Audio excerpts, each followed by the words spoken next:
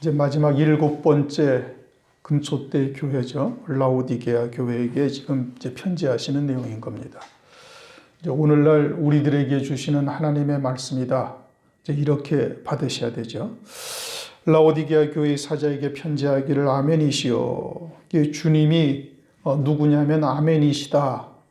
누구에게 대해서 아멘이냐면 하나님 아버지에 대해서 아멘이다라는 뜻인 겁니다. 하나님 아버지의 모든 말씀에 그냥 그대로 아멘이신 거예요. 아멘이라는 뜻은 동의하다, 진실로 그러하다 이런 뜻입니다. 주님께서 늘 하나님 아버지의 뜻에 또는 하나님의 말씀에 항상 아멘이 되셨고 그것은 우리도 그러해야 될 것을 말씀하시는 것이지요. 특별히 마지막 때는 주의 재림에 대한 하나님의 말씀에 대해서 우리가 아멘이 되어야 되는 것이고 그러면은 주님처럼 믿는 자에게 그 말씀대로 이루실 뿐 아니라 주님이 받으신 영광의 자리에까지도 이르게 되어지는 것을 우리에게 보여주신 겁니다. 고린도후서 1장 20절을 보면은 하나님의 약속은 얼마든지 그리스도 안에서 이해가 되니 그런즉 그로 말미암아 우리가 아멘하여 하나님께 영광을 돌리게 되느니라. 하나님의 약속은 그 어떠한 약속이든지 그리스도 안에서 우리에게 아멘이다 이겁니다. 하나님께서 믿는 자에게 그대로 다 이루신다는 거예요. 어떠한 약속이든지. 그것은 우리의 형편이나 처지나 환경과는 전혀 상관이 없어요. 왜요? 하나님은 전지전능하시고 조물주가 되셔서 모든 만물을 통해서 당신의 뜻을 반드시 이루시는 겁니다. 그러니까 내 환경이나 또는 내가 가진 것이나 세상에서의 나의 위치나 이런 것과는 전혀 상관없이 하나님께서 아멘으로 받는 자에게 그대로 이루시는 것이 우리가 바라는 것은 우리가 주일날 오후 시간에도 빌립보서의 말씀을 상고하지만은 우리가 소망하는 바가 이 세상의 것이 아니란 말씀이에요. 영원한 하나님에 대한 소망, 하나님 나라에 대한 소망을 우리가 믿음으로 살고 있으니까 그것은 세상의 환경과는 전혀 상관이 없는 거예요. 그냥 하나님께서 당신의 뜻대로 당신이 예정하신 자들에게 그 믿는 자들에게 하나님께서 이루어 가신다 이겁니다. 로마서 4장 19절 이하에 보면 아브라함에 대해서 말씀하고 있죠. 그가 100세나 되어 자기 몸에 죽은 것 같음과 사라의 태이 죽은 것 같음을 알고도 믿음이 약하여지지 아니하고 믿음이 없어 하나님의 약속을 의심치 않고 믿음에 견고하여져서 하나님께 영광을 돌리며 약속하신 것을 능히 이루실 줄을 확신하였으니 아브라함이 이스마엘을 낳고 나서 13년 동안 하나님이 침묵하시다가 13만 년 만에 나타나셔요. 그리고서는 이제 하나님께서 아브라함에게 명년 이맘때 아들이 있을 것이다. 그렇게 약속하셨죠. 그리고서는 실제 그대로 이루어졌어요. 그러니까 그 이스마엘을 낳고 13년 동안 아무런 하나님의 응답도 나타나심도 말씀도 없는데 그 아주 칠흑 같은 어둠의 터널, 어둠과 같은 그 시기를 아브라함이 끝까지 믿음으로 지켰다는 거예요. 오히려 날이 갈수록 자기의 몸도 죽었고 이제 더 이상 아이를 낳을 수 없는 상태가 되었고 사라는 그 이전부터 그렇게 되었는데 그러한 환경이나 또는 여건이나 이런 거에 대해서 전혀 영향을 받지 아니하고 날이 갈수록 그 믿음이 더욱 견고하여졌다. 그런데 우리는 어때요? 우리는 믿음으로 산다 이야기를 하지만 환경이 조금 나빠지면은 그래도 조금 버티다가 더 안 좋아지면은 그냥 하나님의 약속의 말씀에 대한 의아심을 품기도 하고 때로는 불평도 하고 이러다가 주저앉는 것이 우리들의 신앙의 모습이 그냥 많이 그런 부분이 있다 이거죠. 그러나 아브라함은 그렇지 아니했다는 거예요. 날이 갈수록 자기의 몸이 어떠한지 사라의 태이 죽은 것 같으면서 전혀 개의치 아니하고 조물주 되시는 하나님께서 반드시 이루실 것에 대한 확신을 가지고 있다 이 뜻입니다. 우리의 믿음이 그러해야 되는 것이죠. 하나님은 우리의 환경으로 인해서 이루지 못하실 일이 없으시고 하나님께서는 당신의 뜻대로 모든 천지와 만물을 통해서 하나님의 뜻을 이루어 가시는 거예요. 그러니까 그리스도 안에서 모든 약속이 우리에게 예요 아멘이 된다. 주님은 그러하셨던 거예요. 아버지의 모든 약속에 아멘이 되셨어요. 그럼 우리도 어떻게 하라는 거예요? 아멘이 되도록 하나님께서 은혜를 베푸시고 아멘으로 받은 자에게는 반드시 하나님께서 이루신다. 그래서 주님이 아멘이시요 충성되고 참된 증인이시다. 그렇게 말씀하죠. 이제 충성이라는 것은 이미 이제 여러 차례 상고했던 것처럼 주님은 하나님 아버지의 말씀에 당신의 목숨을 버리시기까지 충성하신 거예요. 그리고서는 그 충성하신 결과가 어떻게 했어요? 하나님 보좌 우편 영광 중에 앉으셨단 말씀이에요. 그러니 충성되고 참된 증인이시다 이겁니다. 우리들도 주님의 뒤를 쫓아서 하나님의 말씀을 쫓아 믿음으로 그와 같은 길을 가게 되어지면 우리에게도 그와 같은 영광의 자리까지 이르게 되어질 것을 그리스도께서 먼저 증인이 되셔가지고 우리에게 보여주신 것이죠. 그러므로 참된 증인이시요. 그 다음에 말씀하시는 것이 하나님의 창조의 근본이신 이가 가라사대 그렇게 말씀하셨어요. 모든 만물의 창조를 누가 하셨어요? 주님이 하셨어요. 이거는 요한복음 1장 1절부터 3절까지도 우리가 이미 상고를 했고 골로새서 1장 15절 이하 17절까지 보면 보이는 것과 보이지 아니하는 모든 것을 누가 지으셨어요? 주님이 다 지으신 거예요. 그래서 창조의 근본이시다 이겁니다. 그러면 모든 만물, 즉 영계나 물질계를 다 지으신 뜻이 무엇이에요? 하나님의 자녀들을 위해서 하나님께서 기쁘신 뜻을 세우시고 그것을 이루시기 위함인 거예요. 그것은 에베소서 1장 3절부터 6절까지 정확하게 말씀하고 계세요. 하나님 아버지의 기쁘신 뜻은 하늘의 모든 신령한 복으로 예비해 놓으시고 우리들로 하여금 그리스도 안에서 구속하셔서 하나님 안에 그리스도 안에서 하나님의 아들들이 되게 하시는 것이 하나님의 기쁘신 뜻이다 이겁니다. 베드로전서 1장 3절 찬송하리로다 우리 주 예수 그리스도의 아버지 하나님이 그 많으신 긍휼대로 예수 그리스도의 죽은 자 가운데서 부활하심으로 말미암아 우리를 거듭나게 하사 산 소망이 있게 하시며 썩지 않고 더럽지 않고 쇠하지 아니하는 기업을 있게 하시나니 곧 너희를 위하여 하늘에 간직하신 것이다. 하늘에 이미 간직하신 우리를 위한 기업이 있다는 얘기고 그것을 위해서 우리를 하나님께서 이끌어 가시는 거예요. 그 기업이 우리의 소망이 되게 하시고 그 기업을 믿는 믿음으로만 사는 자 되게 하셔서 세상의 정과 욕심을 세상과 나를 십자가에 온전히 못 박은 자로 믿음으로 살게 하셔서 그 영광을 영원토록 누릴 수 있도록 하나님께서 이끌어 가시는 겁니다. 에베소서 2장 10절 우리는 그의 만드신 바라 그리스도 예수 안에서 선한 일을 위하여 지으심을 받은 자니 이 일은 하나님이 전에 예비하사 우리로 그 가운데서 행하게 하려 하심이니라. 그것을 위해서 악한 자들도 하나님께서 두신 거예요.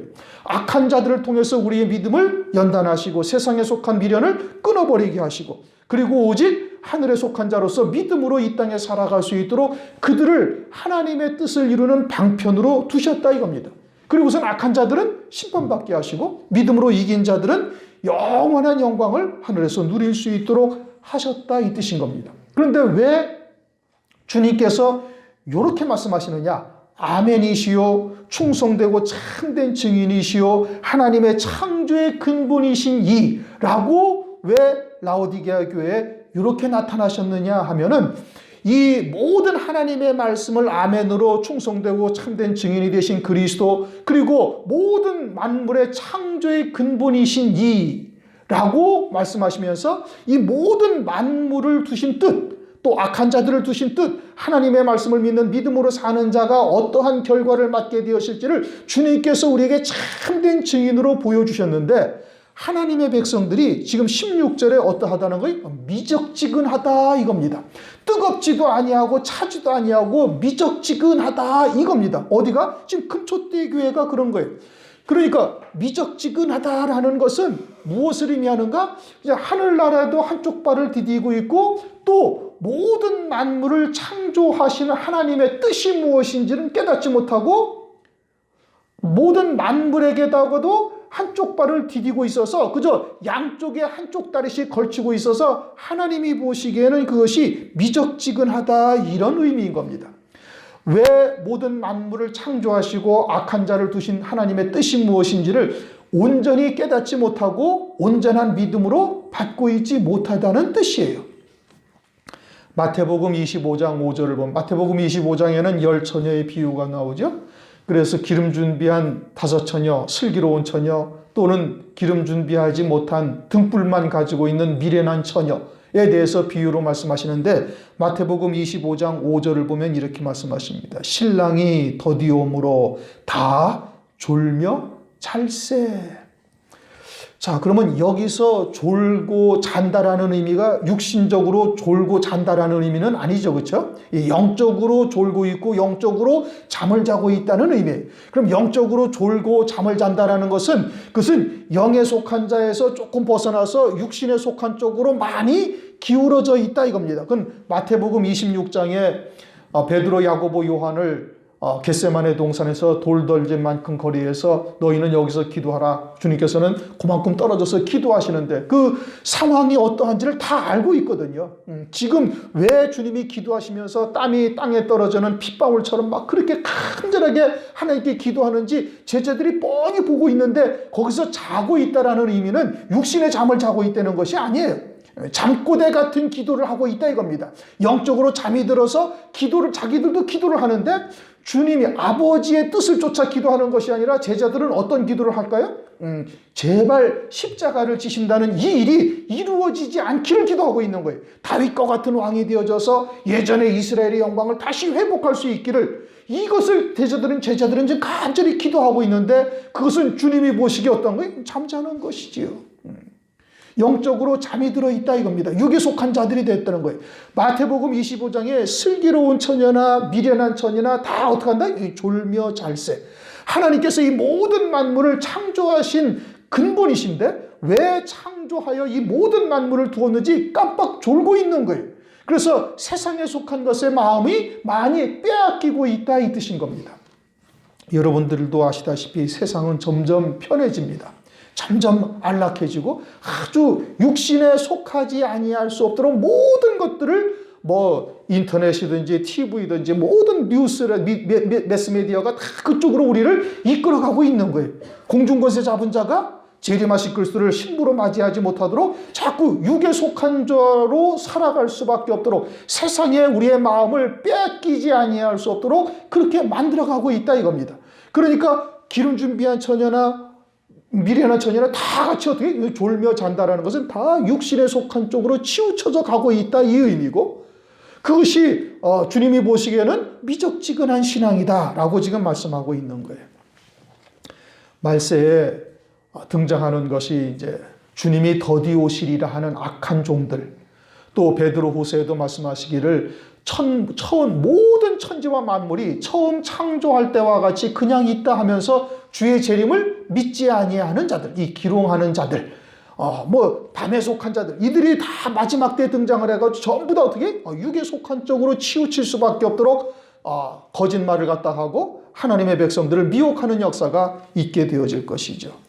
만약에 우리도 이처럼 영적으로 잠자는 자, 깨어있지 아니하고 육에 속한 자로 치우쳐져 있다면 주의 재림을 도적처럼 맞이할 수도 있다. 생활의 염려로 덫과 같이 그날이 임하게 되어질 수도 있음을 말씀하고 있는 겁니다. 지금 라오디게아 교회에 책망하시는 말씀이 곧 오늘날 우리들에게 이러한 말씀을 하시고 있다라는 것으로 들어야 되는 것이죠. 왜 주님을 창조의 근본이시라고 말씀하셨는가? 모든 만물을 창조하신 뜻은 거기에 우리의 마음을 두는 것이 아니라 우리는 하늘 소망 가운데 믿음으로 살아가는 것이고, 그것은 그러한 하늘 소망 가운데 믿음으로 사는 자들을 돕기 위해서, 이끌어 가시기 위해서 모든 만물을 두신 거예요. 15절, 내가 네 행위를 아노니, 하나님은 우리의 마음까지도 다 감찰하고 계시는 겁니다. 그러니 하나님 앞에 무엇 하나 속일 수가 없죠. 그래서 네 행위를 아노니, 네가 차지도 아니하고 더웁지도 아니하도다. 네가 차든지 더웁든지 하기를 원하노라. 여기에서 이제 찬 것을 일반적으로 사람들이 나쁜 쪽으로 이렇게 해석을 하는데, 그러면 나쁜 쪽으로 해석을 한다면은 그러면은 재림하실 그리스도를 대적하는 자리에 서라는 얘기냐? 라오디게아 교회, 지금 라오디게아 교회가 어디에? 금초대 교회죠. 환난날에 재림하실 그리스도를 맞이할 신부들이 있는 교회요. 환난날에 두 증인으로서 사역할 이와 같은 종들이 있는 곳인데, 거기에다 대고 너희들이 나를 대적하는 자리로 떠나든지 아니면은 그냥 온전한 자리에 서든지 이렇게 말씀하시는 것이 아니다 이겁니다. 어린 양의 생명책에 농명이 된 자들이요 사대교회를 통해서 흰옷을 입고 주님과 함께 다니는 자의 자리까지 이르는 금초대 교회에게 지금 주님께서 떠나든지 말든지 마음대로 해라 이렇게 말씀하시는 것이 아니에요. 사울처럼 대적하는 자리에 서든지 아니면 베드로처럼 충성하는 자리에 서든지 이렇게 하라 이런 말씀이 아니다 이겁니다. 찬 것도 좋은 쪽을 말씀하고 있는 거예요. 잠언서를 한번 보십시다. 찬 것이 무엇을 말하는가? 이제 잠언서를 보셔야 돼요. 잠언서 25장을 보시면은 잠언서 25장 25절. 자, 잠언서 25장 25절. 먼 땅에서 오는 좋은 기별은 목마른 사람에게 냉수 같으니라. 냉수가 뭐예요? 찬물이죠. 그렇죠? 먼 땅에서 오는 좋은 기별은 목마른 사람에게 냉수 같다 이겁니다. 먼 땅 중에 가장 먼 땅은 어디? 하나님 나라죠. 하나님 나라에서 오는 좋은 소식이라는 것은 주님의 초림이나 주의 재림에, 성경의 모든 것은 주님의 초림과 주의 재림에 초점이 딱 맞추어져 있고 그것으로 우리의 구원이 시작되고 끝나버리는 거예요. 그러니까 먼 땅에서 오는 좋은 소식이라는 것은 이제 주의 초림은 이루어졌고 주의 재림에 대한 이 소식이 마치 목마른 자들에게, 갈급한 자들에게는 아주 차가운 물, 냉수처럼 시원하게 한다, 이런 의미인 것이죠. 또 잠언서 25장 13절을 보시면은 충성된 사자는 그를 보낸 이에게 마치 추수하는 날에 얼음 냉수 같아서 능히 그 주인의 마음을 시원케 하느니라. 주인이 누구예요? 주님이시고, 충성된 사자는, 충성된 종들은 어때? 추수할 때 아주 얼음 냉수와 같다는 거예요. 보낸 이에게 추수하는 날에 얼음 냉수 같아서 능히 그 주인의 마음을 시원케 하느냐. 즉 추수 때에 충성된 종이라는 것은 때에 따른 양식을 나눠주는 종들이고, 그들은 마치 그 주인에게, 누구에게? 재림하신 그리스도에게 아주 그 마음을 시원하게 하는 종들이다. 그것이 차가운 겁니다. 아주 냉철한 판단으로 시대의 표적을 보고 지금 때가 어느 때인지 성령께서 깨닫게 하신 것에 확실하며, 그리고 마지막 때 이르실 구원의 말씀을 주신 대로 그대로 증거하는 거예요. 사람의 눈치 보지 아니하고 때로는 핍박을 당하고 때로는 외면당하고 미움을 당한다 할지라도 이제는 주의 재림의 때가 임박하구나 라는 것을 깨달은 주의 종들, 또는 그와 같은 자리에 설 자들은 이제 아주 담대하게 그와 같은 말씀을 증거하는 것이 추수 때에 주인의 마음을 시원하게 하는 얼음 냉수와 같다. 먼 땅에서 오는 좋은 기별을 전하는 자들은 마치 냉수와 같다. 요게 차가운 거예요.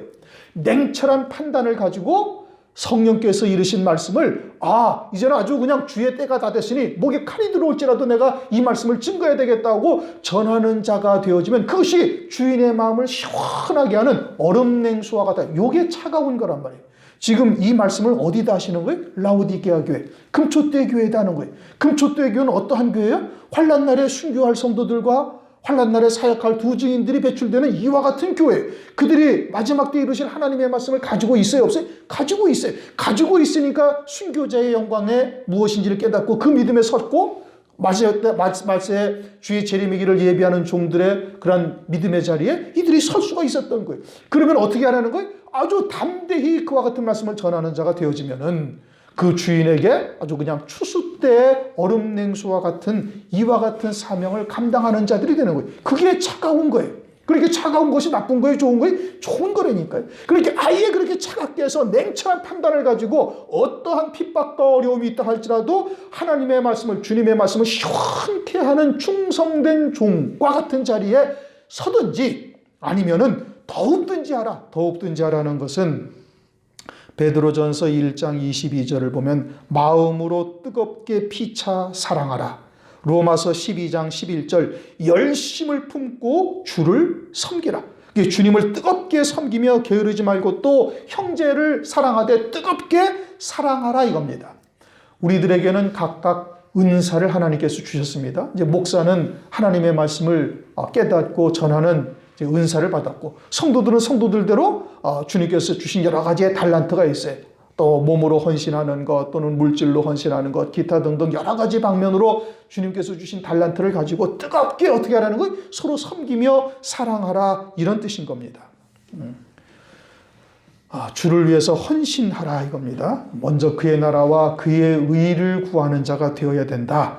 그것이 우선되어야 되는 것이죠. 세상 일이나 자기의 일이 우선이 아니라 주님의 일이 우선되어야 되는 거예요. 그것이 주님을 뜨겁게 사랑하는 것이고 성도를 섬기는 자가 된다. 그걸 말씀하고 있는 겁니다.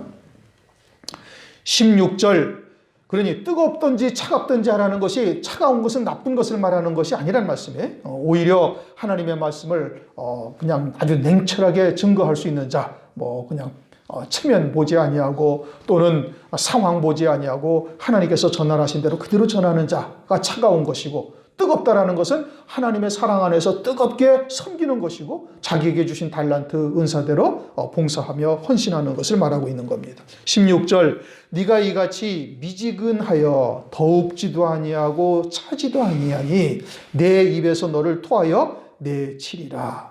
그런데 라오디게아 교회가 지금 미지근한 겁니다. 미지근한 이유가 뭐냐면 17절을 보면은 그 다음 절을 보면 네가 말하기를 나는 부자라 부요하여 부족한 것이 없다. 즉 세상의 것에 풍요로움을 누리면서 안락하게 잘 살고 있다 이 뜻인 겁니다. 그러니까 하나님께 대한 아주 열심, 하나님의 말씀은 들어서 알고는 있고 깨닫고는 있고 믿음으로는 받았지만은 육신의 일락에 젖어 있음을 말씀을 하고 있는 겁니다. 이게 하늘나라에도 한 발자국을 디디고 있고 세상에도 한 발자국을 디디고 육신의 일락이 더 좋아서 그쪽으로 마음이 많이 치우쳐져 있는 거예요. 이것이 더웁지도 아니하고 차지도 아니하여 미지근하다 이겁니다. 입으로는 첫째 부활, 주의 재림, 천년왕국 이런 것을 말하지만 속으로는 세상의 편안함을 은근히 즐기면서 그냥 끝까지 이대로 갈 수 있으면 좋겠다라는 중심으로 살고 있다 이겁니다. 그러니까 환난 날에 다니엘서 12장 7절에 한때 두때 반때를 통해서 성도의 권세가 다 깨어지기까지니 이렇게 말씀하시죠. 왜 환난에 한때 두때 반때의 순교의 과정을 거치게 하시는지를 지금 말씀하고 있는 거예요. 우리가 참으로 육신에 속한 것들을 완전히 끊어낸다는 것이 얼마나 어려운지를 말씀하고 있고, 그것이 되지 아니하니까 환난 가운데 적그리스도의 환난으로 한때의 환난을 통해서 순교케 하고, 두 때에는 한때에 받았던 환난보다 아주 갑절에 더 큰 고통을 갖다가 핍박과 고통을 두 때에 주게 되어서 이제 두 때에 한때의 미련을 끊지 못한 자들이 두 때의 미련을 끊고 넉넉히 순교할 수 있게 하시고, 그럼에도 불구하고 그때까지도 세상에 속한 미련을 끊지 못한 자들은 마지막 반때 가운데 5달을 황충의 화로 아주 그냥 전갈이 쏘는 것과 같은 고통을 줄 뿐 아니라 죽고 싶어도 죽음이 피하여 가는 이와 같은 일이 5달 동안 계속되다가 마지막 한 달 남겨놓고 딱 순교할 기회를 하나님께서 주시는 거예요. 그래서 그때 순교할 수 있게 하는 거예요. 그러니 한때, 두때, 반때를 통해서 뭘 하는 거예요?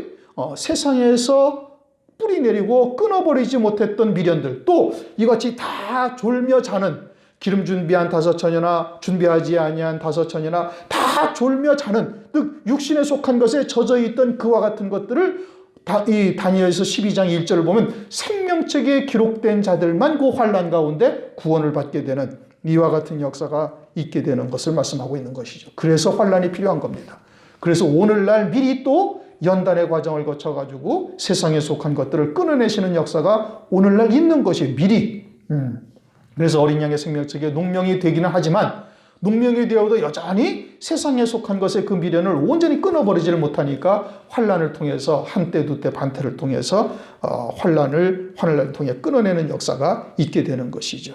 그래서 내 입에서 너를 토하여 내치리라. 이제 토해낼 위험이 있으니 정신 차리라 이 뜻인 겁니다. 원어적인 해석을 정확하게 하면 토해낼 위험이 있으니 정신을 차리라는 것입니다. 환난 날에 재물을 그때까지 끝까지 가지고 있으면 그냥 다 포기해야 되는 겁니다. 포기하지 아니하고 그것을 갖다가 자기 것으로 유지하려면 짐승표를 받아야만 되는 거예요. 짐승표를 받지 아니하면 재산권을 전혀 행사할 수 없어요. 은행에 있는 돈 그냥 그대로 다 뺏기는 겁니다.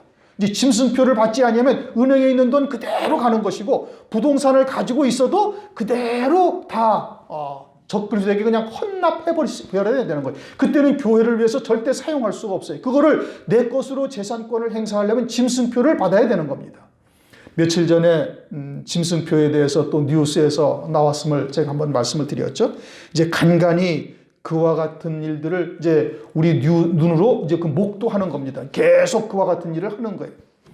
어쩐 적에는 제가 어떤 프로를 보다가 인터넷에 대해서 이야기를 하는데, 여러분들도 아시다시피 네이버나 또는 유튜브, 뭐 페이스북 또는 구글 이런 데서 다 클라우드라는 게 있습니다. 그렇죠? 클라우드라는 가상의 공간에 모든 거기에 이제 네이버에 접속한 모든 사람들의 기록이 거기 다 있고 내가 가지고 있는 서류나 기타 등등도 다 클라우드에다 저장을 하면은 다 저장을 해서 그 공통의 클라우드 그 공간이 다 있어요. 이것이 뭐 유튜브라든지 또는 뭐 네이버, 페이스북 또는 구글 기타 등등 모든 인터넷 매체가 다 그걸 가지고 있는 거예요.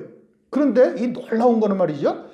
만약에 구글이라는 본사에서 문제가 생기면은 이 클라우드에 저장되어 있던 모든 것이 다 망가져 버리잖아요. 그러니까 이 구글이라는 데서 이 클라우드가 한 곳만 있는 거 아니라 세계 곳곳에 여러 곳에 그것을 다 똑같은 그 메모리를 해놔가지고 다 저장을 해놨다는 거예요. 그러면은 이 구글이라는 회사가 본사가 고장이 나고 망가져도 다른 곳에 있었기 때문에 얼마든지 다 복원이 된다는 얘기인데, 그러면 구글뿐만이 아니라 뭐 페이스북, 네이버 또는 유튜브, 기타 등등 모든 것이 다 그런 식으로 지금 되어져 있어요. 거기에 우리가 모든 회사마다 서류를 다 컴퓨터나 노트북으로 해서 다 보관하고 있죠. 이제는 종이 서류보다 오히려 그것이 훨씬 더 비중이 커요. 은행 다 그렇게 하고 있습니다.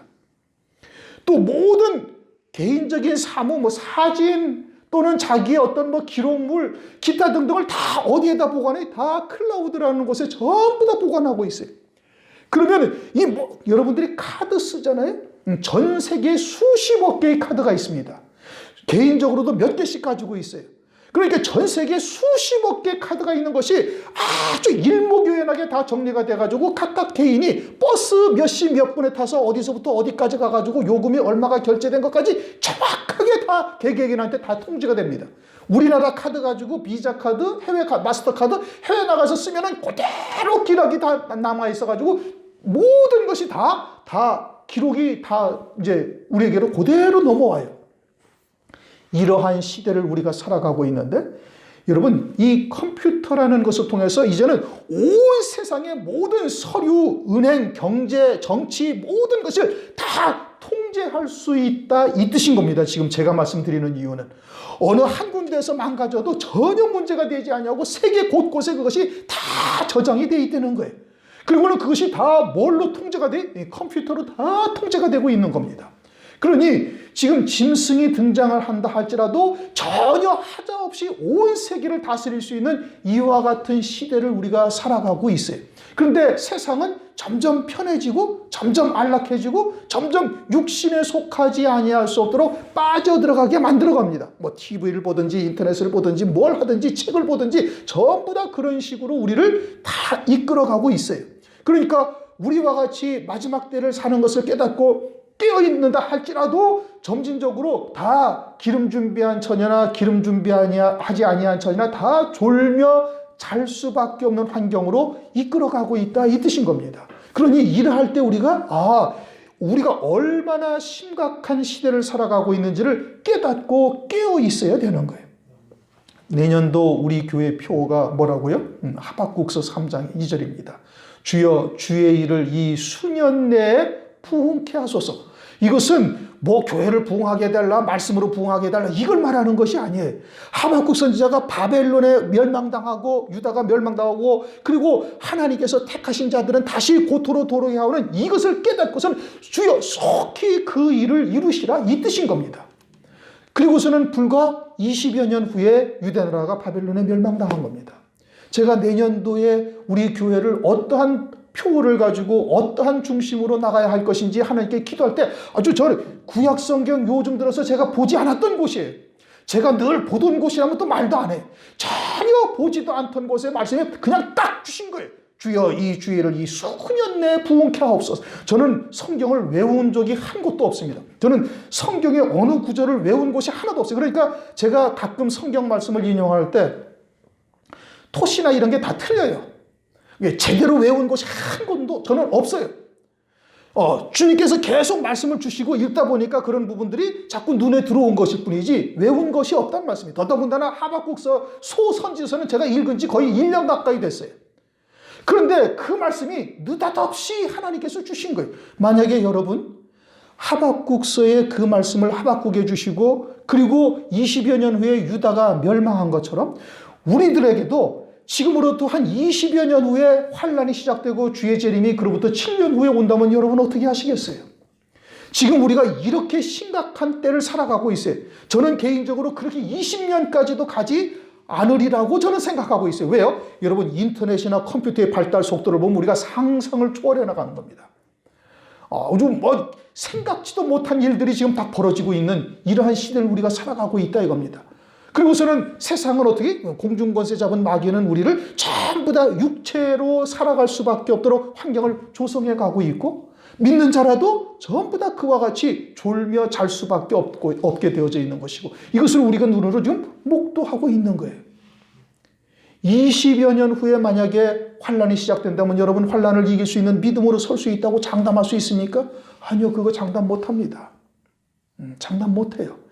일생을 그 표대를 향해서 달려가도 우리가 섰다라고 장담할 수 있는 사람은 세상에 아무도 없습니다. 그런데 그보다 만약에 더 빠른 시간 안에 우리에게 다가온다면 여러분 어떻게 하시겠습니까? 그때 가서 당황하고 그때 가서 이거 어떤 일이냐고 막 황당해봐야 그때는 이미 늦는 겁니다.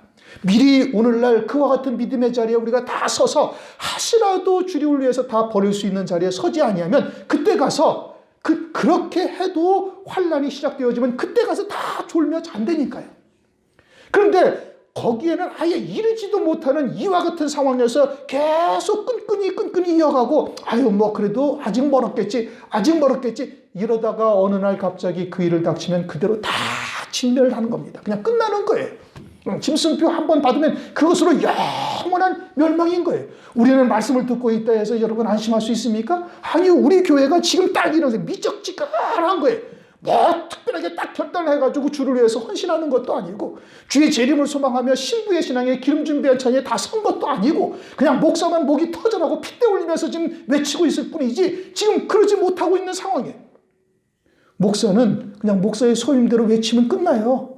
제게 주신 말씀대로 그냥 주는 대로 외치면 끝나는 거예요. 받고 그 믿음으로 서는지 안 서는지는 우리 각자의 몫인 것이고 각자 책임져야 할 일인 겁니다.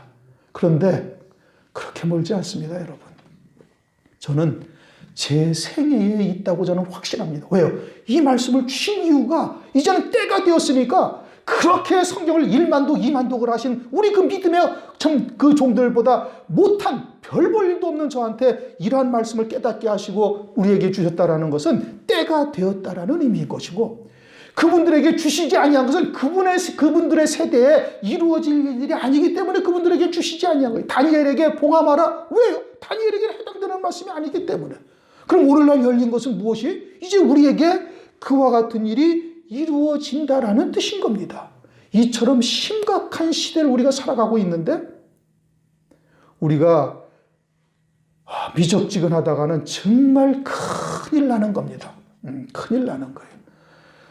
우리 교회에서는 맨날 주의 재림 또 환란 매주마다 그런 얘기를 하니까 이제 그냥 영적 감각이 무뎌져 가지고 우리 목사님이야 그렇지 맨날 하는 말씀이시니까 그렇게 듣다가 여러분 후회하십니다. 진짜로 후회하십니다. 얼마나 우리가 심각한 시대를 살아가고 있는지 저는 어저께 그걸 보면서 막 깜짝 소스라치게 놀란 거예요. 다른 거 얘기 듣지도 않았어요. 이게 왜 그 클라우드라는 것이 그 가상의 공간에 모든 것이 다 거기 들어가 있어요. 거기 들어가 있으니까 등장만 하면 컴퓨터로 모든 세계를 그냥 단번에 딱 장악할 수가 있도록 되는 거. 정치, 경제, 경제권을 딱 주면은 모든 것이 다 끝나버리는 겁니다, 여러분. 그런데 그것이 다 어디에 들어가 있어요? 그 클라우드 속에 다 들어가 있는 거예요. 무제한적으로 아주 그냥 다 저장이 다 되어져 있는 거예요. 이러한 시대를 우리가 살아가고 있다는 것에 제가 아주 깜짝 놀란 겁니다. 왜 하박국서의 말씀을 우리에게 주셨는지 새삼 깨달은 거예요. 심각하게 여러분 받아들이시고 제가 우리 교회가 늘 하는 얘기니까 또 같은 말씀 하시는구나. 그렇죠. 그런데 그렇게 받아들이시다가 여러분 언젠가는 크게 뒤로 그냥 나자빠질 일이 반드시 생깁니다. 지금부터 20년 동안 열심히 주의 장창 말씀을 붙들고 하나님 앞에 막 부르짖고 나간다 할지라도 그때 순교의 신앙에 설 수 있느냐? 그 장담 못하는 거예요. 모든 것을 다 끊어버리지 않으면 절대 장담 못하는 겁니다. 미적지근하다가 그날 당하고 가진 것 그대로 짐승표 안 받으려면 그냥 다 고스란히 포기해버려야 되는 거예요. 은행에 돈 있는 거, 뭐 재산 있는 거 그냥 딱 포기해버려야 되는 거예요. 그걸 지금부터 딱 포기할 수 있는 자리까지 이르러야 되는 거예요. 그래야 그때 가서 그냥 아주 미련 없이 딱 끊어버리는 것이지, 그러지 아니하면은 거기에 끌려갈 수밖에 없지요. 미적지근하지 아니하고 차든지 뜨겁든지 그와 같이 되라고 오늘날 우리들에게 하시는 말씀인 겁니다. 그렇게 되시기를 주님의 이름으로 축원합니다.